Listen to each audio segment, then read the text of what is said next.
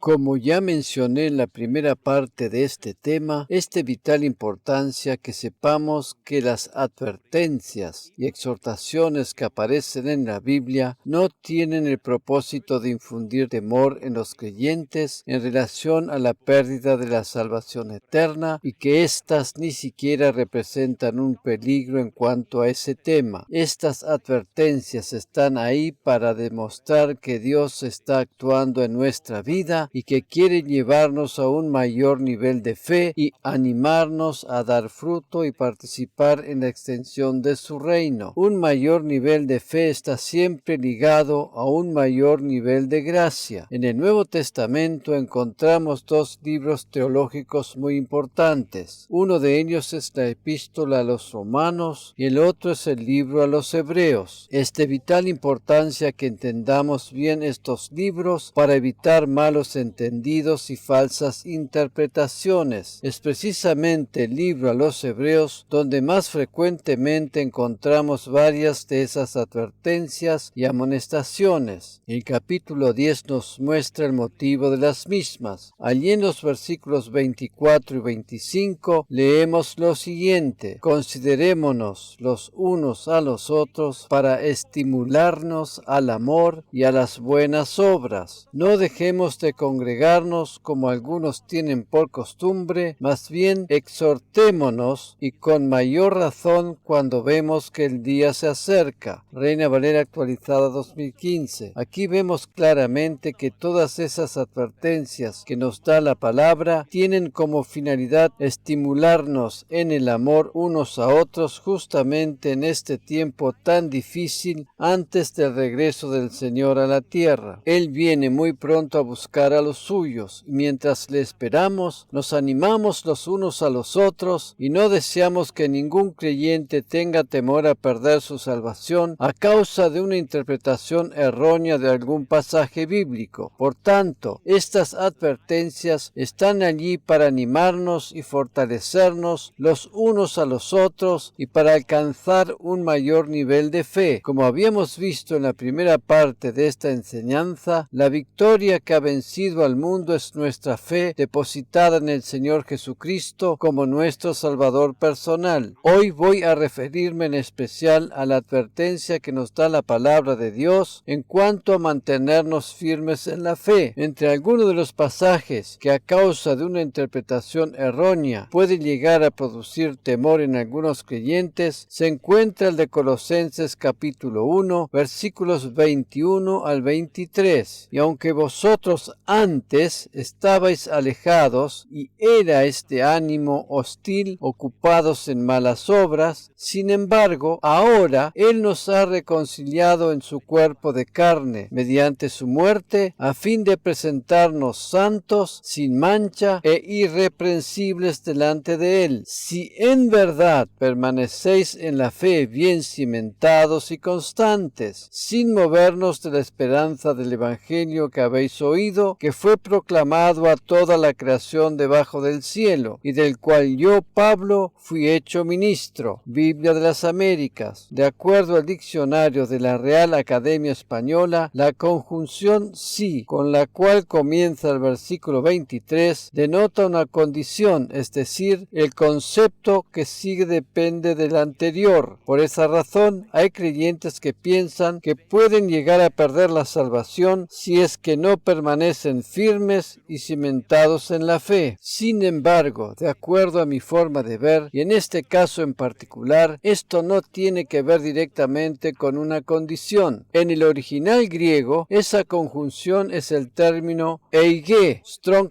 G 1489, y procede de una raíz etimológica que, aunque si bien denota condición, también se traduce simplemente como la palabra que. Hay ciertas palabras griegas que, de acuerdo a sus diversos significados apropiados para los diferentes usos, permiten utilizar las distintas alternativas adecuadas al texto. Naturalmente que no es así con todas las palabras, pero en este caso sí nos permite utilizar analizar una de sus alternativas. Por tanto, podríamos leer este versículo de la siguiente manera: vosotros que en verdad permanecéis en la fe bien cimentados y constantes, sin moveros de la esperanza del Evangelio que habéis oído, etc. De esta manera ya no suena como condición, ¿verdad? De acuerdo a mi estudio personal en cuanto a este tema en particular, este término griego que se traduce como sí indica una presunción de la verdad. Es decir, Pablo, en relación a los indicios o señales que veía, consideraba y daba por sentado que los colosenses permanecían y habrían de seguir permaneciendo en la fe. La traducción Reina Valera actualizada 2015 lo expresa de la siguiente manera: por cuanto permanecen fundados y firmes en la fe, sin ser removidos de la esperanza del Evangelio que han oído en el pasado. En otras palabras, me animo a interpretar esto de esa manera por dos razones principales. Primero, porque eso concuerda más con el contexto, y segundo, porque este pasaje no puede contradecir a los muchos otros que hablan de la seguridad de la salvación eterna basada únicamente en la obra perfecta de Cristo, independientemente de las fluctuaciones de nuestra fe a lo largo de nuestra vida cristiana. A pesar de los vaivenes propios de nuestra condición humana, nuestra fe es una fe vencedora por el solo hecho de haberla depositado en la obra redentora de Cristo a nuestro favor. Vamos a considerar ahora otro de los pasajes que suele producir dudas e interrogantes en la mente de muchos creyentes. El mismo se encuentra en Filipenses capítulo 2, versículo 12. Así que, amados míos, tal como siempre habéis obedecido, no solo en mi presencia, sino ahora mucho más en mi ausencia, ocupaos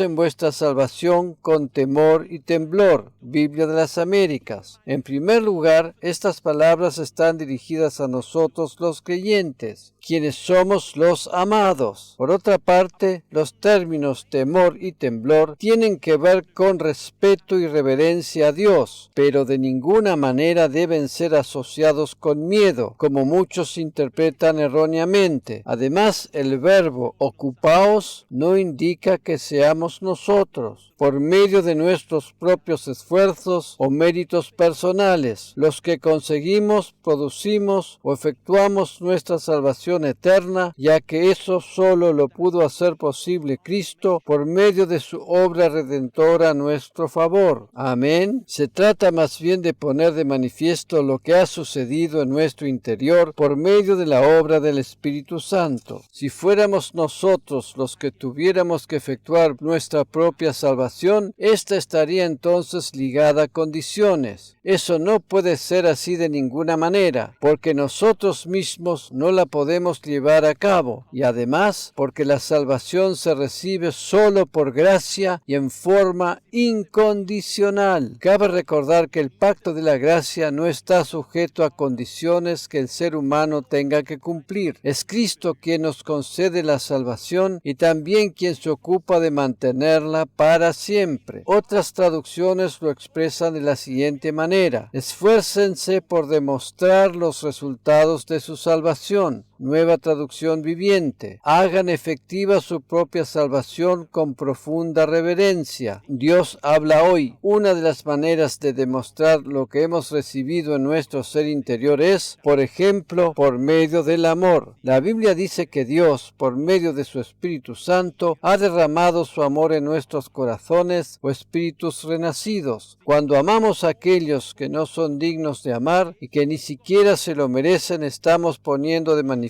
nuestra salvación. Cuando entendemos que el amor es una decisión y no un sentimiento que procede del alma, podemos amar en forma sobrenatural. Anteriormente ya habíamos aclarado que la expresión temor y temblor no tiene que ver con miedo, sino con respeto y devoción a Dios. Estas palabras las encontramos también en Marcos capítulo 5 en relación a la mujer que había tenido flujo de sangre por 12 años y se acercó a Jesús para poder ser sanada. Allí en el versículo 33 leemos: Entonces la mujer, temerosa y temblando, dándose cuenta de lo que le había sucedido, vino y se postró delante de él y le dijo toda la verdad. Biblia de las Américas. Esta mujer, quien venía sufriendo ya por un largo tiempo, tocó el borde del manto de Jesús y su flujo de sangre se secó de repente. En el versículo 30 leemos: Y enseguida Jesús, dándose cuenta de que había salido poder de él, volviéndose entre la gente, dijo: ¿Quién ha tocado mi ropa? Biblia de las Américas. La mujer se acercó a Jesús temerosa y temblando, pero no de miedo, sino en reverencia y respeto, al darse cuenta que estaba frente a un Dios de amor que le había hecho bien. Imaginémonos la escena. La mujer estaba acostumbrada a sufrir durante tantos años. De repente se da cuenta que recibe una sanidad inmediata. No puede hacer otra cosa más que sentirse estremecida, en el buen sentido de la palabra, hasta lo más profundo de su ser. Cabe recordar que cuando la Biblia hace mención a la justicia divina, esta es representada por un manto. Aquí el manto de Jesús nos habla de esa justicia. Cuando nosotros tomamos contacto con la justicia divina, recibimos sanidad de todo tipo de condenación y culpa. Cuando somos conscientes del significado de la justicia divina adquirida en forma incondicional a través de la obra de Cristo a nuestro favor, no podemos hacer otra cosa más que rendirle nuestra gratitud y devoción. La traducción Biblia en lenguaje sencillo explica la expresión temor y temblor de la siguiente manera: con respeto y devoción a Dios. Dedíquense a entender lo que significa ser salvado por Dios. Por tanto, repito, temor y temblor no debe ser asociado con miedo a perder la salvación eterna, sino que es una expresión de respeto y devoción a Dios. Ocuparse de la salvación significa lisa y llanamente manifestar al mundo lo que hemos experimentado en nuestro ser interior, a saber, el amor y la misericordia divina. Nunca tenemos que trabajar en nuestra o para nuestra salvación. Eso es solo obra de Dios. Nosotros simplemente vivimos y manifestamos a otros por medio de nuestras acciones y palabras esa salvación que hemos recibido en lo profundo de nuestro ser. Otro pasaje que a causa de una interpretación errónea suele prestarse a confusión se encuentra en Gálatas capítulo 5 versículo 4. Allí leemos lo siguiente: De Cristo os habéis separado, vosotros que procuráis ser justificados por la ley, de la gracia habéis caído. Biblia de las Américas. Separado significa desligado, apartado. Si bien en otra enseñanza anterior ya me refería a este pasaje, ahora deseo aclararlo un poco más todavía. ¿Qué significa aquí la expresión caer de la gracia? Si bien tenemos que admitir que es posible estar desligado o separado de la gracia divina, eso no equivale a la pérdida de la salvación eterna. El verbo desligar o separar que utiliza aquí la traducción en español es el término griego kartageo, Strong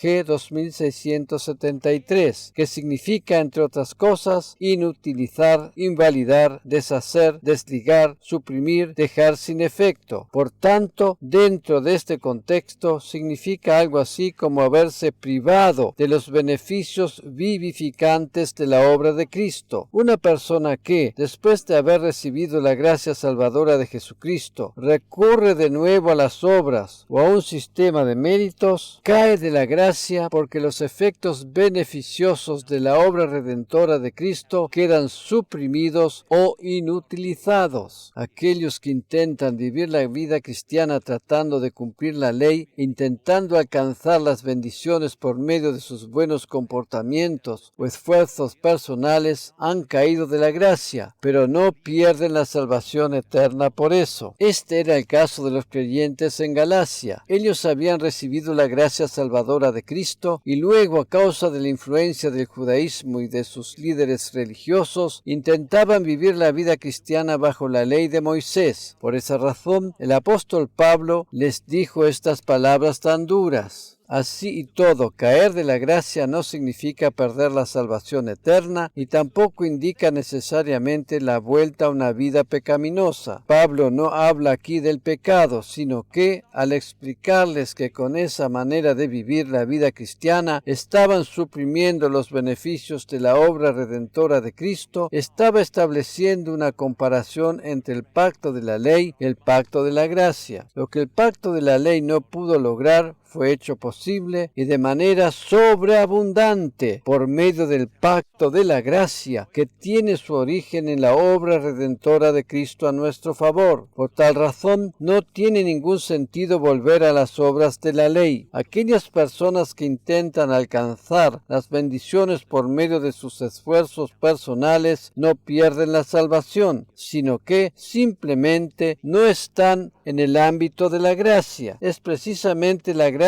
divina la que nos permite vivir una vida cristiana alegre y satisfactoria. Aparte del beneficio de la salvación eterna, ¿qué propósito tiene el Evangelio para nuestra vida terrenal? ¿Es para que nos vaya peor que a los demás y vivamos una vida triste y amargada? Por supuesto que no. Justamente nosotros, como creyentes, somos los que hemos recibido la gracia divina para manifestarla al mundo en nuestra vida diaria. El favor inmerecido que nos proporciona el Evangelio es una obra de la gracia divina y no tiene nada que ver con nuestro esfuerzo personal. El Señor, quien nos salvó de la condenación eterna, nos guía, dirige y provee por medio de su gracia a lo largo de nuestra vida sobre la tierra. El Señor está presto para guiarnos en todas las cuestiones de la vida y lo hace por medio de su Espíritu Santo, quien da testimonio a nuestro ser interior. Eso es lo más maravilloso que puede haber para vivir una vida cristiana exitosa, alegre y fructífera. Lamentablemente hay muchos creyentes que terminan quemados y agotados a causa de las muchas cosas u obras que intentaron hacer en sus propios esfuerzos y que no tendrían que haber hecho. Por otra parte, todo lo que hacemos en nuestra vida, y en especial para el reino de Dios, y que es guiado por su Espíritu, produce fruto verdadero y no nos conduce al agotamiento. En Filipenses capítulo 2, versículo 13, la Biblia nos dice: Dios es quien obra en vosotros tanto el querer como el hacer, para su beneplácito. Biblia de las Américas. Otro de los pasajes que suele prestarse a confusión es el que hace referencia a las palabras de Jesús en cuanto al camino ancho y al camino angosto. Vamos a establecer la diferencia entre el uno y el otro. Te invito a considerar primeramente el pasaje de Mateo capítulo 7 versículos 12 al 14. Por eso, todo cuanto querráis que os hagan los hombres, así también haced vosotros con ellos, porque esta es la ley y los profetas. Entrad por la puerta estrecha, porque ancha es la puerta y amplia es la senda que lleva a la perdición, y muchos son los que entran por ella. Porque estrecha es la puerta y angosta la senda que lleva a la vida, y pocos son los que la hallan. Biblia de las Américas. Este versículo es utilizado por el cristianismo en general para definir la salvación, pero eso es un error. Para comenzar a entender correctamente este pasaje, tenemos que considerar todo el contexto. Allí Jesús les estaba hablando a los fariseos y maestros de la ley, y les dice cosas que tienen que ver precisamente con la ley. Dicho de otra manera, en los versículos que acabamos de considerar, Jesús se estaba refiriendo a la ley y no al Evangelio del nuevo pacto de la gracia. Algo que repito una y otra vez en mis enseñanzas es que para poder comprender correctamente un pasaje tenemos que ver todo el contexto. No se puede interpretar correctamente un versículo que ha sido tomado al azar aislándolo de su contexto. Partiendo entonces de la base que aquí Jesús se estaba refiriendo a la ley, vamos a ver ahora qué es lo que quiso decir con esas palabras. El camino farisaico era un camino amplio y ancho, porque ellos pensaban que, de acuerdo a lo que decía el Talmud, todo Israel tendría una participación en la era venidera y en el reino milenial de Dios simplemente por el hecho de ser judíos. Sin embargo, Jesús les hizo ver aquí que el camino correcto para todo judío sería el estrecho, ya que éste representa el estándar de rectitud requerido por la inflexible ley de Moisés. Moisés. Dicho de otra manera, para ellos el camino angosto equivalía al cumplimiento de la ley en su totalidad, sin la ayuda del Talmud. El Talmud era un código civil y religioso, elaborado por los mismos fariseos y eruditos de la ley, el cual utilizaban como explicación o ampliación de los mandamientos divinos para evitar así, de acuerdo a sus propias opiniones, quebrantar la ley. Por ejemplo, para explicar el mandamiento de guardar el sábado como día de reposo, los fariseos le habían agregado 1500 mandamientos adicionales para tener siempre una excusa válida para corroborar que lo estaban cumpliendo. Por esa razón, Jesús, al referirse al camino angosto y la puerta estrecha, les estaba diciendo a los fariseos que debían dejar de lado todos los agregados y cumplir la ley divina tal y como era originalmente, lo cual no podrían lograr de ninguna manera. Para nosotros los creyentes, ni el camino ancho ni el camino angosto representan significado alguno, porque llegamos a ser salvos solamente por medio de Jesucristo, el único camino al Padre. En Juan capítulo 14, versículo 6, leemos sus propias palabras: Yo soy el camino, la verdad y la vida. Nadie viene al Padre sino por mí. Biblia de las Américas. Estas son algunas de las últimas palabras de Jesús a sus discípulos antes de ir a la cruz. Por tanto, tienen una importancia especial. Jesús es la puerta abierta para que todo ser humano, sin excepción alguna, pueda alcanzar la salvación eterna. Él es el único camino. Amén. Vamos a considerar ahora otro pasaje que suele prestarse a confusión en lo que a la salvación eterna respecta. En Romanos capítulo 11, versículos 17 al 22, leemos: Pero si algunas de las ramas fueron descajadas, y tú, siendo un olivo silvestre, fuiste injertado entre ellas, y fuiste hecho participante con ellas de la rica savia de la raíz del olivo, no seas arrogante para con las ramas. Pero si eres arrogante, recuerda que tú no eres el que sustenta la raíz, sino que la raíz es la que te sustenta a ti. Dirás entonces: las ramas fueron descajadas para que yo fuera injertado. Muy cierto, fueron descajadas por su incredulidad, pero tú por la fe te mantienes firme. No seas altanero, sino teme, porque si Dios no perdonó a las ramas naturales, tampoco a ti te perdonará. Mira pues la bondad y la severidad de Dios, severidad para con los que cayeron, pero para ti bondad de Dios si permaneces en su bondad.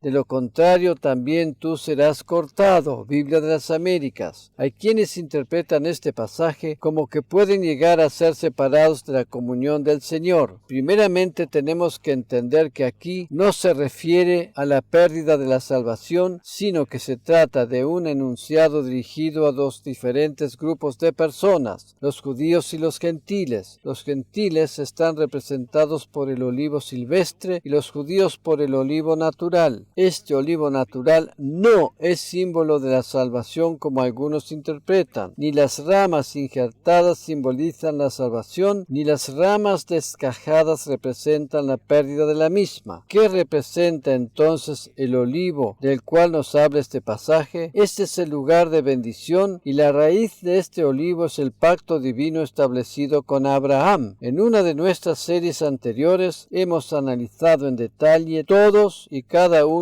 de los diferentes pactos que Dios estableció con el ser humano a través de la historia. Esta serie a la cual me refiero lleva por título Los 8 pactos de la Biblia y está a disposición para su descarga gratuita en nuestra página iglesiadelinternet.com. Uno de estos pactos es el establecido con Abraham, el cual es el pacto básico y original, si lo pudiéramos denominar de esa manera, y los siguientes derivan de él. Hay quienes piensan que el pacto de la ley es el más importante de todos, pero no es así. El pacto de la ley contiene solamente disposiciones adicionales en relación al pacto original establecido con Abraham. En este gráfico que observamos a continuación, podemos ver con toda claridad que el pacto abrahamítico es el origen o punto de partida para el pacto establecido con David, el pacto de la tierra e incluso el nuevo pacto o pacto de la gracia, puesto que es precisamente de dicho pacto de donde procede la simiente del Salvador, quien es Cristo. Podríamos decir que el pacto establecido con Abraham es la raíz que da origen a los otros, y a este se refiere el apóstol Pablo en el libro de Gálatas. De este pacto derivan todas las bendiciones divinas prometidas para los suyos. Nosotros estamos hoy aquí en el nuevo pacto de la gracia a causa de Abraham, nuestro padre en la fe. Otro tema que deseo abordar en esta serie es lo que tiene que ver con algunas parábolas de Jesús. Por ejemplo, en Mateo capítulo 24 y 25. Como ya habíamos visto, si bien hay determinadas advertencias o exhortaciones de la palabra de Dios que están dirigidas especialmente a nosotros los creyentes, estas no están allí para ocasionarnos miedo o inseguridad, sino para motivarnos a un mayor nivel de fe. Por otra parte, hay otras advertencias o exhortaciones que no tienen nada que ver con nosotros, sino que están dirigidas a los inconversos o no creyentes. Este es el caso de las parábolas de Mateo 24 y 25, entre otras. Las parábolas de las 10 vírgenes, o de los talentos, o del siervo malo y el siervo fiel, entre otras, tienen que ver con el último tiempo, la gran tribulación y la segunda venida del Señor. A menudo y a causa de una interpretación errónea, estas suelen aplicarse a la iglesia, pero esto no debería ser así porque dichos pasajes bíblicos tienen que ver con una advertencia para los incrédulos a estar preparados para poder escapar de la tribulación. La manera de estar listo y preparado es por medio de la salvación. Los creyentes, quienes ya tienen a Cristo como su Salvador personal, ya están preparados para el arrebatamiento y no habrán de sufrir la tribulación. Estas parábolas tampoco tratan de los diferentes tipos de creyentes de acuerdo con su fidelidad, sino de la diferencia entre creyentes y no creyentes, es decir, salvados y no salvados. Otro pasaje que no tiene que ver con la iglesia y que erróneamente se lo aplica a ella se encuentra en Mateo 25, versículos 31 al 34. Pero cuando el Hijo del Hombre venga en su gloria y todos los ángeles con él, entonces se sentará en el trono de su gloria, y serán reunidas delante de él todas las naciones, y separará a unos de otros, como el pastor separa las ovejas de los cabritos, y pondrá las ovejas a su derecha y los cabritos a su izquierda. Entonces el rey dirá a los de su derecha: venid benditos de mi Padre, heredad el reino preparado para vosotros desde la fundación del mundo. La Biblia les habla a 3 diferentes grupos de personas, a saber, a los judíos, a los creyentes y a las naciones o gentiles. Esto lo encontramos en 1 Corintios capítulo 10, versículo 32. No seáis motivo de tropiezo ni a judíos, ni a griegos, ni a la iglesia de Dios. Biblia de las Américas. Este pasaje tiene que ver con las naciones que habrán de sobrevivir el tiempo de la gran tribulación, lo que habrá de suceder después del regreso de Jesús a la tierra. Esto habrá de suceder en el espacio de tiempo de 75 días para que Él instaure su reino milenial. Este pasaje no tiene nada que ver con nosotros los creyentes, pues cabe recordar que la iglesia será arrebatada antes que empiece la tribulación. Por tanto, las ovejas representan aquí a los gentiles que entrarán en el milenio después de haber sobrevivido la tribulación al no haber adorado al anticristo y haber ayudado a los judíos durante ese tiempo. Los cabritos son aquellos gentiles que, durante el tiempo de la tribulación, hicieron exactamente lo contrario a los anteriores. Estos no habrán de entrar en el milenio ni tampoco heredar la vida eterna. Otro pasaje que suele interpretarse erróneamente se encuentra en 1 Timoteo capítulo 2, versículos 14 y 15. Y Adán no fue el engañado, sino que la mujer, siendo engañada completamente, cayó en transgresión, pero se salvará engendrando hijos, si permanece en fe, amor y santidad, con modestia. Biblia de las Américas. Pablo no enseña aquí que las mujeres se salven eternamente del pecado por el hecho de tener hijos, o que conserven su salvación criando bebés, pues eso contradice claramente la enseñanza de que la salvación es solo por gracia. El original griego utiliza aquí la palabra sozo, strong